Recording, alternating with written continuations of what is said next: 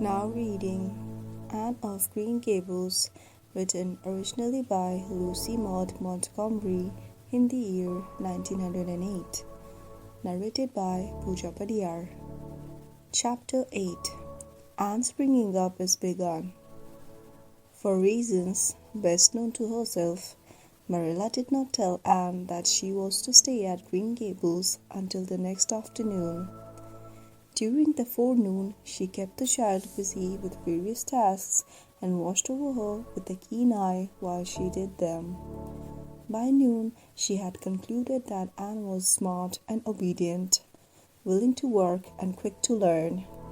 Her most serious shortcoming seemed to be a tendency to fall into daydreams in the middle of a task and forget all about it until such time as she was sharply recalled to earth by reprimand or a catastrophe.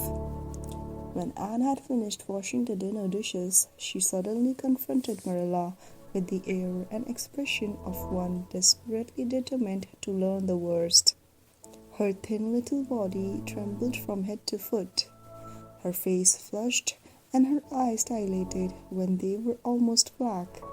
She clasped her hands tightly and said it in an imploring voice. "Oh, please, Miss Cuthbert, won't you tell me if you are going to send me away or not? I've tried to be patient all the morning, but I really feel that I cannot bear not knowing any longer. It's a dreadful feeling. Please tell me. You haven't scalded the dishcloth in clean hot water as I told you to do," said Marilla immovably. "Just go and do it before you ask any more questions, Anne." Anne went and attended to the dishcloth. Then she returned to Marilla and fastened imploring eyes on the latter's face. "Well," said Marilla, unable to find any excuse for deferring her explanation longer, "I suppose I might as well tell you. Matthew and I have decided to keep you. That is, if you try to be a good little girl and show yourself grateful. Why, child, whatever is the matter?" "I'm crying," said Anne in a tone of bewilderment. "I can't think why. I'm glad as glad can be. Oh, glad doesn't seem the right word at all. I was glad about the white way and the cherry blossoms. But this, oh, is something more than glad. I'm so happy. I'll try to be so good. It will be uphill work, I expect, for Mrs. Thomas often told me I was desperately wicked. However, I'll do my very best. But can you tell me why I'm crying?" "I suppose it's because you're all excited and worked up," said Marilla disapprovingly. "Sit down on that chair and try to calm yourself. I'm afraid you both cry and laugh far too easily. Yes, you can stay here and we will try to do right by you. You must go to school, but it's only a fortnight till vacation, so it isn't worthwhile for you to start before it opens again in September." "What am I to call you?" asked Anne. "Shall I always say Miss Cuthbert? Can I call you Aunt Marilla?" "No, you'll call me just plain Marilla. I'm not used to being called Miss Cuthbert and it would make me nervous." "It sounds awfully disrespectful to just say Marilla," protested Anne. "I guess there'll be nothing disrespectful in it if you're careful to speak respectfully. Everybody, young and old, in Avonlea calls me Marilla except the minister. He says Miss Cuthbert when he thinks of it." "I'd love to call you Aunt Marilla," said Anne wistfully. "I've never had an aunt or any relation at all, not even a grandmother. It would make me feel as if I really belonged to you. Can't I call you Aunt Marilla?" "No, I'm not your aunt, and I don't believe in calling people names that don't belong to them." "But we could imagine you were my aunt." "I couldn't," said Marilla grimly. "Do you never imagine things different from what they really are?" asked Anne wide-eyed. "No." "Oh," Anne drew a long breath. Oh, Miss Marilla, how much you miss. I don't believe in imagining things different from what they really are, retorted Marilla. When the Lord puts us in certain circumstances, He doesn't mean for us to imagine them away. And that reminds me, go into the sitting room and be sure your feet are clean and don't let any flies in. And bring me out the illustrated card that's on the mantelpiece.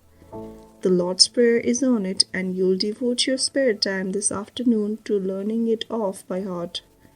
There's to be no more of such praying as I heard last night. I suppose I was very awkward, said Anne apologetically. But then, you see, I'd never had any practice. You couldn't really expect a person to pray very well the first time she tried, could you? I thought out a splendid prayer after I went to bed, just as I promised you I would. It was nearly as long as the minister's and so poetical.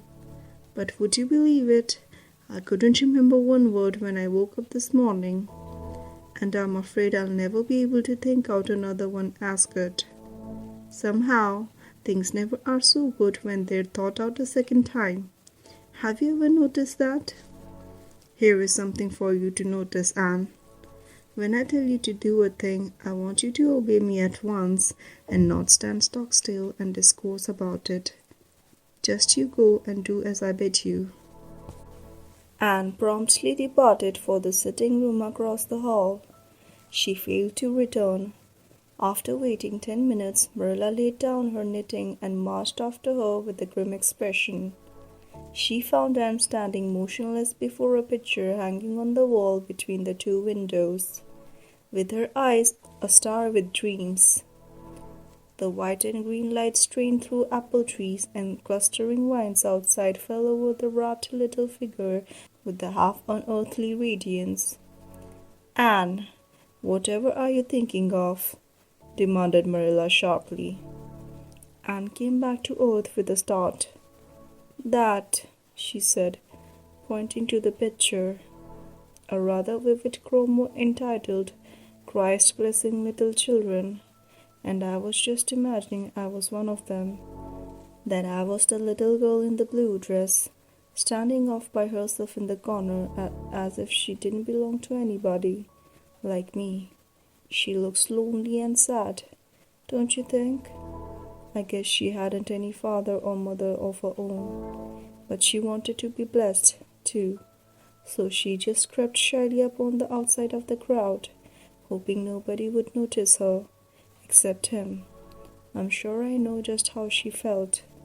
Her heart must have beat and her hands must have got cold, like mine did when I asked you if I could stay. She was afraid he mightn't notice her, but it's likely he did. Don't you think? I've been trying to imagine it all out, her edging a little nearer all the time until she was quite close to him, and then he would look at her and put his hand on her hair, and oh, such a thrill of joy as would run over her. But I wish the artist hadn't painted him so sorrowful looking. All his pictures are like that, if you've noticed. But I don't believe he could really have looked so sad, or the children would have been afraid of him. "Anne," said Marilla, wondering why she had not broken into this speech long before, "you shouldn't talk that way. It's irrelevant, positively irrelevant." Anne's eyes marveled. "Why? I felt just as reverent as could be. I'm sure I didn't mean to be irreverent." "Well, I don't suppose you did, but it doesn't sound right to talk so familiarly about such things. And another thing, Anne, when I send you after something, you're to bring it at once and not fall into mooning and imagining before pictures. Remember that. Take that card and come right to the kitchen. Now, sit in the corner and learn that prayer off by heart." Anne set the card up against the jug full of apple blossoms she had brought in to decorate the dinner table. Marilla had eyed that decoration askance, but had said nothing. propped her chin on her hands and fell to studying it intently for several silent minutes. "I like this," she announced at length. "It's beautiful. I've heard it before. I heard the superintendent of the asylum Sunday school say it over once, but I didn't like it then. He had such a cracked voice and he prayed it so mournfully. I really felt sure he thought praying was a disagreeable duty. This isn't poetry, but it makes me feel just the same way poetry does. Our Father who art in heaven, hallowed be thy name. That is just like a line of music. Oh, I'm so glad you thought of making me learn this, Miss Marilla."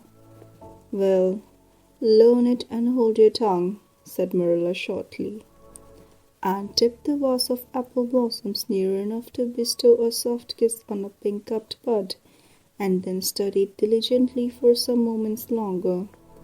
"Marilla," she demanded presently, "do you think that I shall ever have a bosom friend in Avonlea?"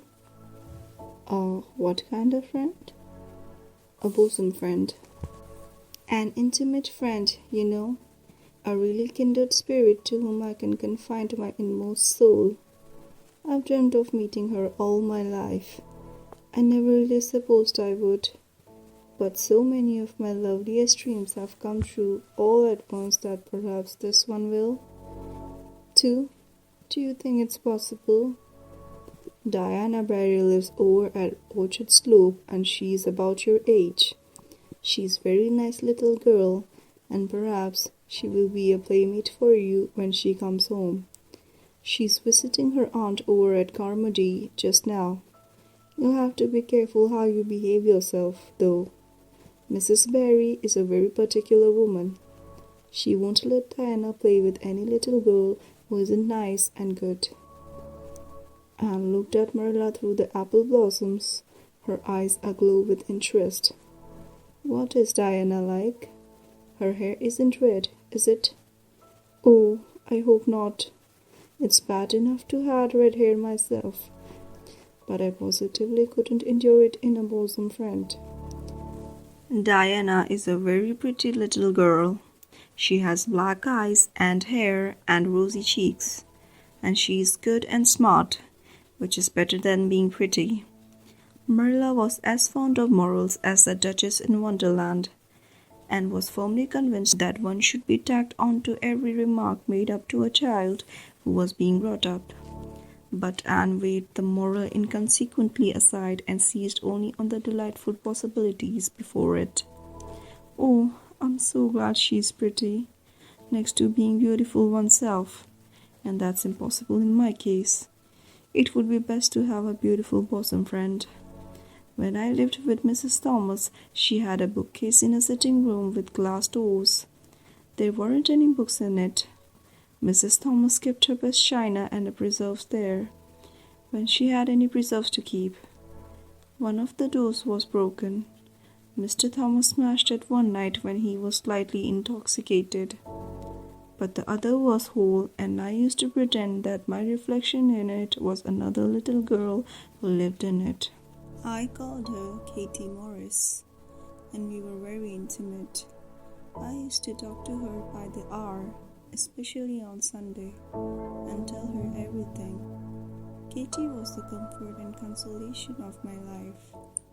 We used to pretend that the bookcase was enchanted and that if I only knew the spell, I could open the door and step right into the room where Katie Morris lived, instead of into Mrs. Thomas's shelves of preserves in china. And then Katie Morris would have taken me by the hand and led me out into a wonderful place, all flowers and sunshine and fairies, and we would have lived there happy forever after. When I went to live with Mrs. Hammond, it just broke my heart to leave Katie Morris. She felt it dreadfully, too. I knew she did, for she was crying when she kissed me goodbye through the bookcase door. There was no bookcase as Mrs. Hammond's, but just up the river, a little way from the house, there was a long green little valley, and the loveliest echo lived there. It echoed back every word you said, even if you didn't talk a bit loud. So I imagined that it was a little girl called Violetta, and we were great friends. And I loved her almost as well as I loved Katie Morris. Not quite, but almost, you know. The night before I went to the asylum, I said goodbye to Violetta. And oh, her goodbye came back to me in such sad tones. I had become so attached to her that I hadn't learned the art to imagine a bosom friend at the asylum, even if there had been any scope for imagination there. I think it's just as well there wasn't, said Marilla dryly. I don't approve of such goings on. You seem to half believe your own imaginations. It will be well for you to have a real-life friend to put such nonsense out of your head. But don't let Mrs. Barry hear you talking about your Katie Morrises and your Violettas, or she'll think you tell stories. Oh, I won't. I couldn't talk of them to everybody. Their memories are too sacred for that. But I thought I'd like to have you know about them.